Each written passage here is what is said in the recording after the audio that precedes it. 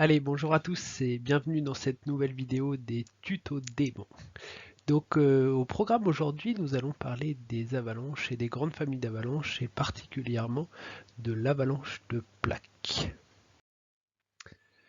Je vous rappelle qu'il s'agit d'une vidéo qui s'inscrit parmi un ensemble de vidéos dont l'objectif est d'apprendre, de découvrir des éléments liés à la sécurité en montagne l'hiver, mais aussi à toute saison.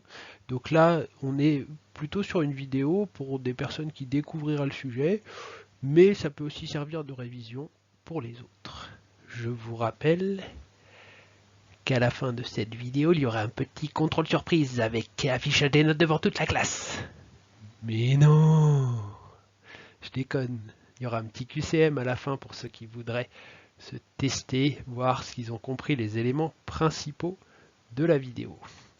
Allez, c'est parti, je suis le commandant Yuri Gagarin et c'est moi qui vais vous accompagner tout au long de cette vidéo. Alors, premier élément, en fait, quand on parle d'avalanche, il y a trois familles d'avalanches. Je vais aller assez vite sur les deux premières, tout simplement parce qu'elles sont beaucoup moins courantes que le troisième type qu'on rencontrera beaucoup plus fréquemment en ski de rando.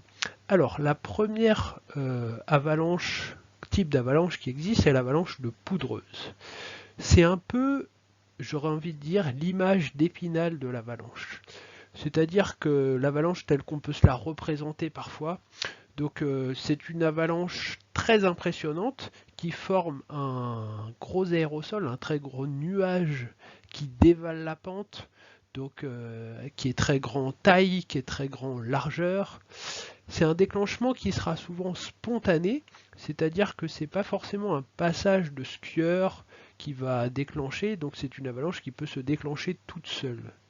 Pourquoi elle se déclenche? C'est parce qu'en fait il y a une accumulation forte de neige, notamment de la neige froide, sèche, légère. Et donc c'est une avalanche que l'on peut croiser plutôt en hiver, donc dans des conditions voilà, de froid et de très fortes précipitations qui amènent des grandes quantités de neige. Donc ça c'est l'avalanche de poudreuse. Deuxième type d'avalanche que l'on peut rencontrer, c'est l'avalanche qu'on appelle de neige humide. Donc là, vous voyez l'image, la représentation est tout à fait différente, c'est-à-dire que ça forme une espèce de poire, hein, l'avalanche de neige humide comme ça. C'est une avalanche que l'on rencontre, qui s'écoule plutôt lentement. En fait, c'est la neige qui chauffe au soleil, qui se charge, on va dire qui devient très lourde, qui est pleine d'eau en fait, et du coup ça s'alourdit, et du coup avec le poids, cette neige elle a tendance donc s'alourdir justement et à dévaler le long de la pente. Donc c'est une avalanche justement avec une neige dense. Donc là, le déclenchement peut être spontané ou provoqué par un déclenchement, par un passage de skieur. On peut la rencontrer par exemple au printemps, quand il y a des journées où le soleil tape assez fort, sur des pentes sud, on va dire l'après-midi, qui ont pris le soleil depuis un certain nombre d'heures, et donc ça a chauffé, ça a chauffé, ça a chauffé, et du coup ça peut déclencher des avalanches de neige humide comme ceci. Troisième type d'avalanche, et c'est celle sur laquelle on va s'arrêter un petit peu plus longuement, donc c'est l'avalanche de plaques. Donc avalanche de plaques, comme son nom l'indique, là vous voyez bien sur la photo, la cassure de cette avalanche, et donc là la plaque qui est partie dans ce sens-là. Donc cette avalanche de plaques, comment elle se déclenche, et ça c'est très important, c'est une avalanche qui se déclenche par une surpression, c'est-à-dire un poids qui passe, donc ça peut être un skieur, ça peut être un raquettiste, ça peut être un chamois aussi qui passe par là, et du coup qui appuie à un endroit particulier du manteau neigeux.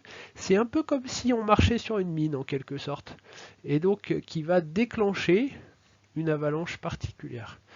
Donc c'est une avalanche euh, qui est formée au-dessus d'une couche fragile, on va en reparler juste après, et du coup qui peut se faire sous deux formes d'écoulement, donc sous forme de gros blocs qui descendent, ou sinon sous forme de neige poudreuse. Donc on parle alors de plaques friables. Donc je vais vous montrer ces deux exemples. Donc là vous voyez c'est une avalanche de plaques avec des blocs.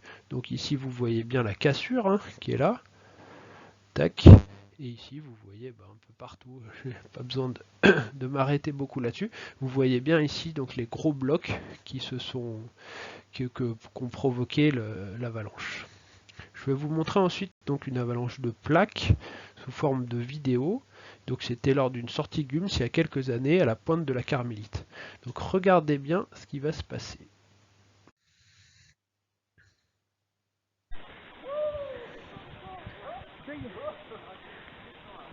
Vous voyez que la pente n'est pas d'une extrême raideur, hein, c'est quelque chose qui est important. On voit aussi ici une ancienne coulée. Et là vous voyez bien que la plaque s'est déclenchée. Donc vous avez vu cette plaque là, donc vous avez encore les éléments en tête. La pente n'était pas très raide, mais il y avait une petite raideur en quelque sorte un peu plus forte à cet endroit là. Un skieur est passé, vous voyez qu'il y a aussi un certain nombre de skieurs qui étaient passés avant, hein, ça c'est important, et donc lui a déclenché la plaque. Donc là en l'occurrence c'était une plaque de neige friable, c'est-à-dire vous avez vu ça n'a pas formé des gros blocs, mais ça a formé une plaque qui n'avait pas de cohésion en quelque sorte.